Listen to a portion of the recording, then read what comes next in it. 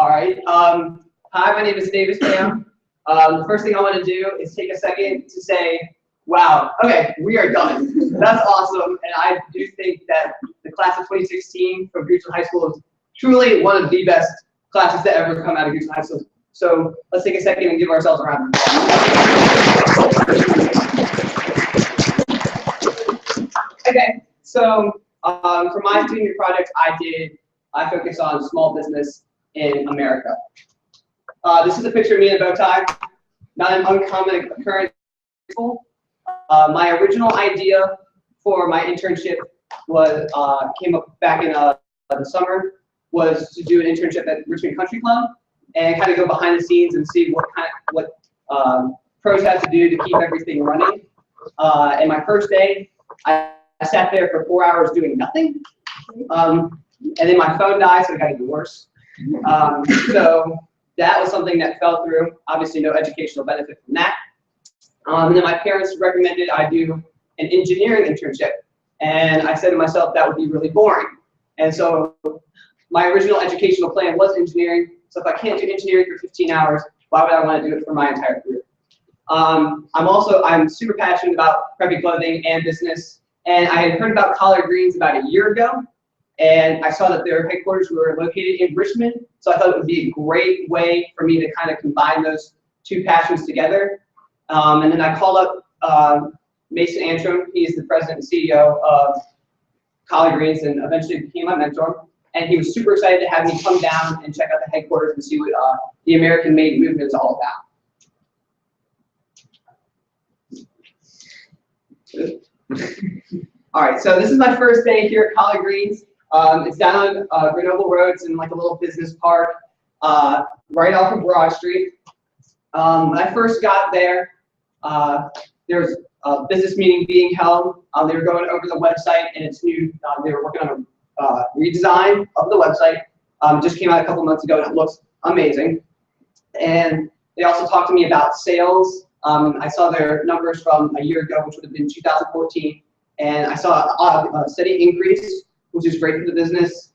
And then I went and got a tour of Collard Greens, and then afterwards I went and talked to their website guy. His name is Nick.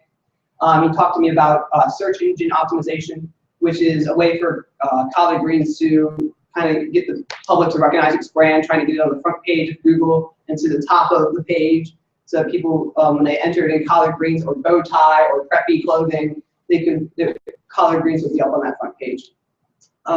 Another thing he talked to me about with recognizing the brand is this app called Pocket Points. And Pocket Points, you keep it, it's used around different colleges and high schools. And the point of Pocket Points is you keep it, you turn on Pocket Points, and you keep it in your, you keep your phone in your pocket during class, and you earn points based off the time you keep it in your pocket. And that would go towards, you can use it for different discounts in stores, websites, restaurants, and so that's another way for Collard Greens to recognize its brand. He also talked to me about the American-made movement of Collard Greens. And he told me that everything that Collard Greens is made in America. So this is a little infographic from their Instagram page. I kind of want to touch up on a couple of their products. The stitch belts and the silk belts here are made in Richmond and Charlottesville. Actually, the stitch belts are made right across the street from the Collard Greens store with a company called JT Spencer. The silk comes from New York, so the bow ties and ties come from New York. There's no such thing as American silk, so that comes from abroad, but the silk or the ties and bow ties themselves are actually made in America. Hats are something I really want to touch up on because it kind of shows how far Collard Greens will go to keep that integrity of American-made products. The company in Denver is the only company in the country that makes hats in America. So that is definitely something that keeps the integrity of Collard Greens. This is me doing inventory. Inventory is really important because you have to make sure you keep track of all your products and make sure you have stuff in stock for your customers. Especially it gets really important during peak sales time. So I was there during Black Friday, Christmas, So they were doing a lot of packaging and shipping, so I was a part of that operation. When I first got there, they were doing about 50 orders a day, retail, but through their website. And then as Christmas rolled around, they were doing about 300 to 400 orders a day, which is amazing. And now we're around this time, the past couple of months, they've been doing about 100 to 200 orders a day. So they've really, the brand has definitely been a big boom in the last couple of months, and that's really awesome to see. This is something that Collard Greens does to keep themselves very unique, which is the way they package their silk. So they go ties and ties. They put them in these little cans. Okay. Definitely, Collard Greens is definitely a unique place. They definitely try to set themselves apart from their competitors. One example is the cans. They also work on making customer service a big part of their business plan, because a lot of other preppy companies kind of have this snooty attitude about them. So they want to make sure that their customers are satisfied, and they make like returns and exchanges easy, and they try to make their website customer friendly. And so that's definitely something Collard Greens is definitely focused on, because something Mason taught me was I could have 7 billion people buy my t-shirts, but if no one comes in and there's no return customers, then I don't have a business anymore. So that's definitely something very interesting I learned from Mason, and it's definitely an important piece of advice when you talk about trying to get your customers to return. This is the warehouse, t-shirts, and that's where everything's stocked. It was really cool to see them expanding. They added another shelf of products while I was there after I left. And then they talked about adding a second warehouse in Richmond, so that the company is definitely expanding. And it's a really awesome company to be a part of. This is a store located in Grove. I didn't spend a lot of time here. Definitely go check it out, because it has a lot of discounted prices. So if you're interested in any Collard Greens products. This was super cool. So this, on my first day, was a kind of a, corkboard of a bunch of different t-shirt designs they were thinking about coming out with. The jockey and the horse, that's out. The jockey jersey is out. The Masters Bear, which is a personal favorite of mine, that's out. And the flywheel's out. So just a bunch of different ideas they were coming up with for the design team. This is the kind of the future I have with Collard Greens. I'm like a campus rep now for Collard Greens, so I definitely love marketing the brand and trying to get people to buy it. A lot of people would say I'm super obsessed with it, and I do really have a good time trying to market the brand. This is my promo code. So if anyone's interested in buying any Collard Greens apparel, they can use that on the website.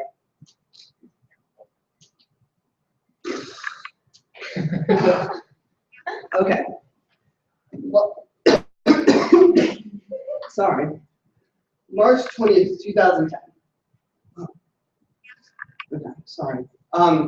This is President Obama signing the Patient Protection and Affordable Care Act into law.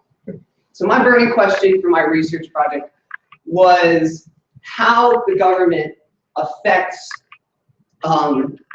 small businesses, because they really truly are the backbone of the American economy.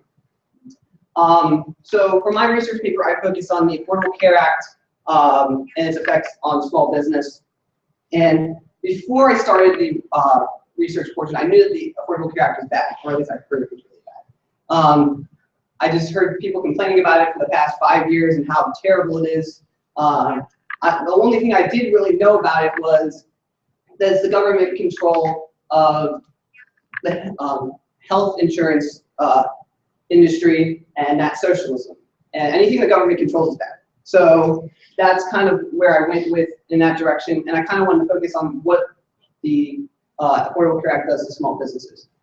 So the employer mandate for small businesses is if a company has 50 or more full-time equivalent employees, equivalent is the keyword there, they have to provide health care to their full-time employees. So for example, if a company has 40 full-time employees, and then enough part-time employees to equal the amount of hours of 10 more additional full-time employees, that company has to provide health insurance for those 40 full-time employees. Because of the government mandate of health insurance, people are required to buy health insurance, and that has risen the prices of health insurance because government or health insurance companies can charge as much as they want because people have to have it. So what that has done is it's caused a budget problem for many small businesses, and as a result, they have to decide between either providing health insurance or providing or cutting jobs. Before the Affordable Care Act, it's not a radical idea, employer-sponsored health insurance. Before the Affordable Care Act, about 2/3 or 66 million Americans that were employed had employee-sponsored health insurance. But the problem is the rising healthcare costs. So, as a result, companies have to decide whether they get rid of health insurance or not. But the fact is, because they have to try and stay competitive and make sure that they keep lucrative employees or attract lucrative employees, they truly do have to keep health insurance. And that's something that I've learned as a result of the interview I had with an insurance agent, the insurance agent for Collard Greens. He definitely talked to me about that and gave me a presentation on how businesses should handle the Affordable Care Act and its mandates. So when companies have to decide between, after companies decide between health insurance or keeping health insurance or not, if they end up keeping health insurance, which they usually do, now they have the budget problem of how, where can we make cuts? And that's usually with part-time employees. So as a result of rising healthcare costs, a lot of jobs are lost as a result of the rising health insurance. And, excuse me, and so statistics will show that about 100% of employees will be full-time. Like if you look at a business, they might have 100% full-time employees, and they might have, they all have health insurance, but it doesn't take into account the people, the amount of part-time employees they have to let go, or other full-time employees they have to let go to make room for those healthcare costs. So for my community service, I started a Young Republicans Club at Goochland at the beginning of the year. And a few months later, a Young Democrats Club was started. So I thought what would be a really good idea was to sponsor a debate between the two clubs, and they would have to discuss topics such as immigration, terrorism, gun control, and education, because I feel like those are high saliency issues for students. And the main focus is trying to get students more informed about issues facing our country today, because knowledge is one of the is power, and I feel like a lot of people are uninformed about the issues that face our country, because there's only 2 states in the union that require a government class to graduate high school, Virginia being one of them, and then Ohio is the other. So the plan for the debate is to have it during smart block, so about 9:30 to 10:30, coming into first block and second block, and having it in the auditorium. There's 2 debaters on each side, so the Republicans and the Democrats, and then also having student moderators. So the importance of the debate is if students see other students debating and asking questions about the issues facing our country, I feel like they would become more interested. The cost to get into the debate would be a canned good, and those canned goods would be donated to the Goochland Food Pantry. A date has not been set. Mr. Newman told me that he would discuss the date with me this week. So I'm really excited about being able to discuss the issues with fellow students, and hope they're more interested in politics. My advice for future students: you have to do what you love. You have to do what you love. I learned that I have an extreme passion for business. It's exciting, it's risky, but it's so much fun. And that's what I love. I love politics and I love business. You have to find out what you love. Another thing, when it comes to particularly this class, there might be things that you don't like doing. But it's important to just keep your supervisors happy. Even if you don't like doing journals, for example, just take the 30 minutes and do the journal. You get it done, and everybody's happy, and you get the grade you want. So I feel like that's really important to just make sure you get stuff done and keep everybody happy. I will be attending the University of South Carolina for the next 4 years. Go Cox. I will be going from a student section of 20 to 20,000, but more importantly, I'll be studying international business and finance with a minor in Arabic. And I'm also in the Capstone Scholars Program at the University of South Carolina, meaning the goal of the Capstone Scholars Program is to get you out of your comfort zone. So for example, that could be either running a marathon, trying different classes. One example is, which I'm going to do, is the first 2 weeks of school, teachers and students all go skydiving together. So it's really, I think, a comprehensive way to study, and I'm super excited for the next 4 years. Questions, thoughts, concerns?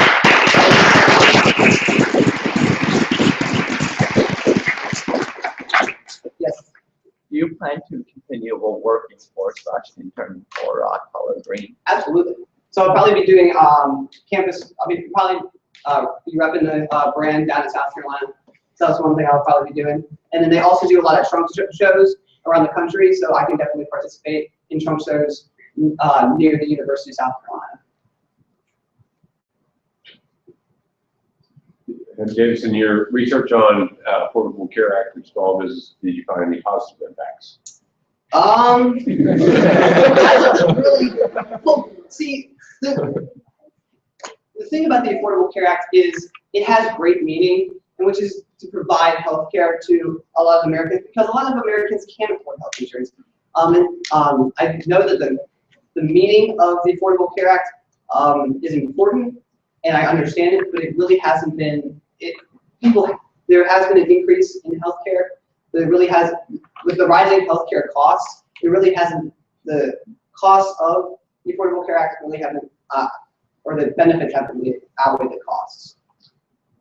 Just thinking about that, because there's some interesting information where you can take different provisions of the Affordable Care Act and survey the population and say, oh yeah, we like this part, we like that part, we like this part.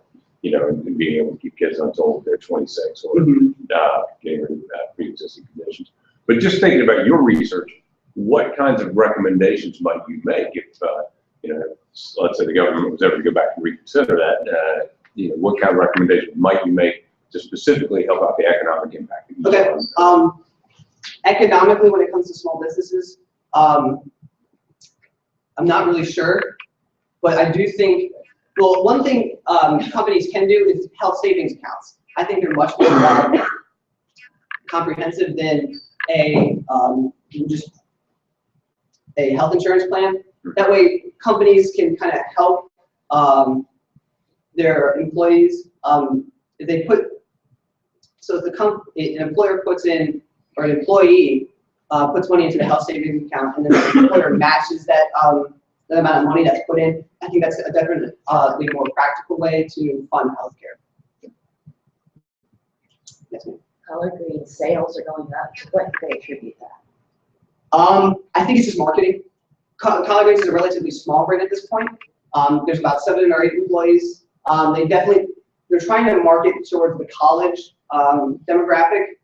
So definitely just trying to get their name out. A lot of marketing has been the reason for their success, definitely.